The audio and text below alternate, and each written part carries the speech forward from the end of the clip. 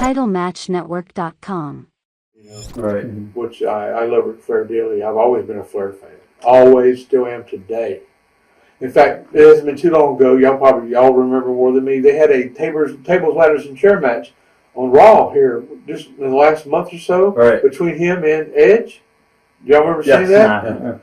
Yeah. And believe me, I don't go out of my way to watch that product anymore. There used to be that I would never miss a WWF show, a WWE show. And today, I don't go out of my way to watch the product unless I know there's going to be something special in there that I want to see. When somebody's told me, watch this, or I've heard a spoiler or something like that. But when I saw the advertisement, Ric Flair, Edge, and a tables, ladders, and chair match.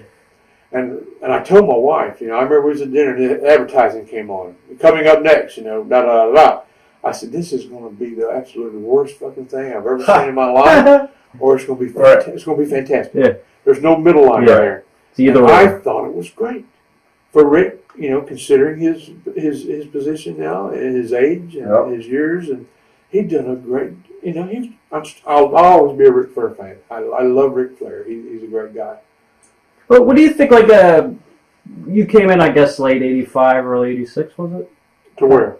World Class. Dallas. 85, yes. That was kind of the tail end of the big years. I guess what did I say? 83 to 85 was the big money years. A lot of people, different things. A lot of fans have other things. What would you say was like the main reason for the decline? I mean, it was a pretty harsh decline. It was a rapid decline, right? Now, for me, it wasn't a decline. Right. For that territory, it was. But for me and Rick Moody moving from Florida to World Class, it's like, that was the biggest shit we've ever seen. Right. Because we were still selling out Reunion Arena. I mean, on a regular basis, especially on the holidays, Christmas, New Year's, Thanksgiving nights, we would sell out Reunion Arena. Now, the big show in Texas Stadium started a decline after the first one. I think, are you surprised, guys like Terry Funk and Flair are pretty much still on top?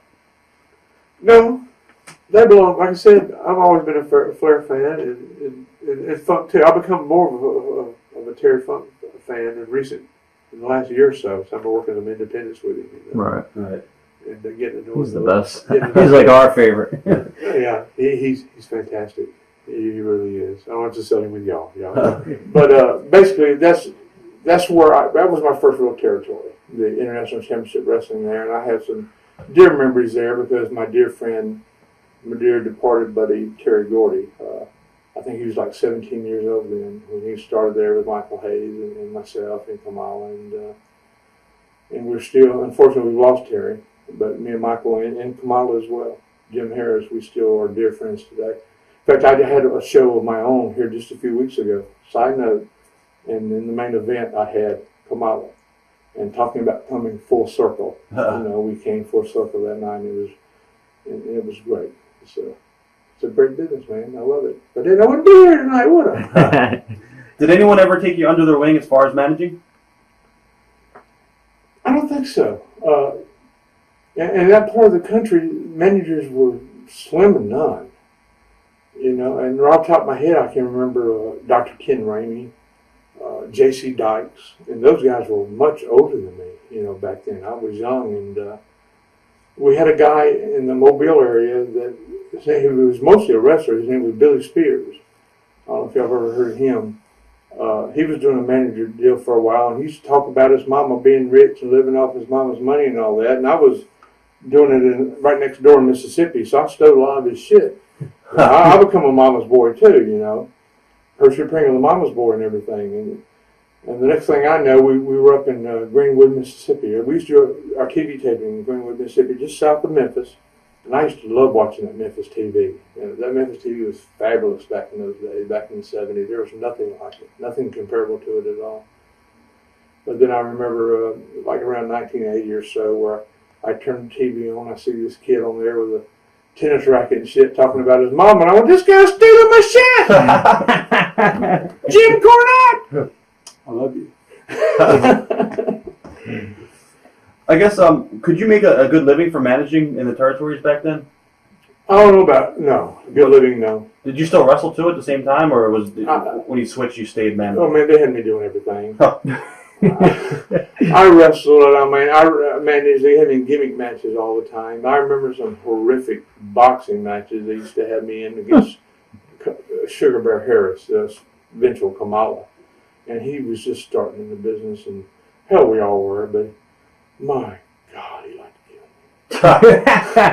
I don't know how I survived those days, and that big guy would hit me with, oh Lord, have mercy. But we basically kind of done it all, and that's where I learned, and it's really kept me surviving all these years in this business, because Frankie King taught me, he goes, Percy, you're a manager, but find you something else to do in the business, whether it's working in the office or, anything. Find something, you need to find something else to do besides managing. And which I did, and that's what I've always done since I've been in the business. During my years with the Von Erichs in Texas, I worked in the office. I had an office in the Sportatorium, and I handled all the novelties there and the program. I wrote the program, and I hired the people that sold the stuff on the road, and then designed the T-shirts and ordered them, and ran my own shows too. So I was always involved doing something. Even when I moved on into WWF, WWE, I always was doing something backstage on the side. So it's always been more than just walking to the ring and walking back. Although it's always been my favorite thing to do. There's nothing like the spotlight. Early on, how did you develop your promos? Man, it was like turning on a light switch. It was just a gift. I never had to work at it. And it's a shame, because I see guys just busting their ass trying to learn how to do a good promo. It was meant to be. I was born with it. I was born with the gift of gab, like I said earlier, and I never had to work at it. And it was just really easy for me. And in the later years with Vince, I never had a promo scripted. It was always just like, and I wouldn't even think about it. In fact, I would intentionally not think about what I was going to say. I would just say, just give me the subject, and I'll talk about it. Throw a subject in there, and I'll talk about it. It's like Jimmy Cornette, So we were just blessed. We really were. When you were starting out, how hard were some of the veterans with you, like teaching you the ways? Was there anybody who was really tough on you? I've seen a lot of guys that go through a lot of hell. But you're going to hear me use the word blessed a lot, because I use that word a lot. And I've been blessed, and I'm still blessed. I never really had any big ribs pulled on me, real serious ribs pulled on me, although I have some rib stories. Most of these I was involved in. But as far as being, mistreated or making it hard for me, it was pretty easy. I just loved the business so much, a passion that's, I can't compare it to anything other than to my marriage to my wife. And my wife and I have been married now for 27 years. And we got married when I was in the business. And to be married for 27 years in the wrestling business, there's not a lot of us. There's a handful probably. So I've been, once again, I've been very blessed. And it was really easy for me, because I just love the business. I still love the business. I still have a passion in my heart that I had from day one.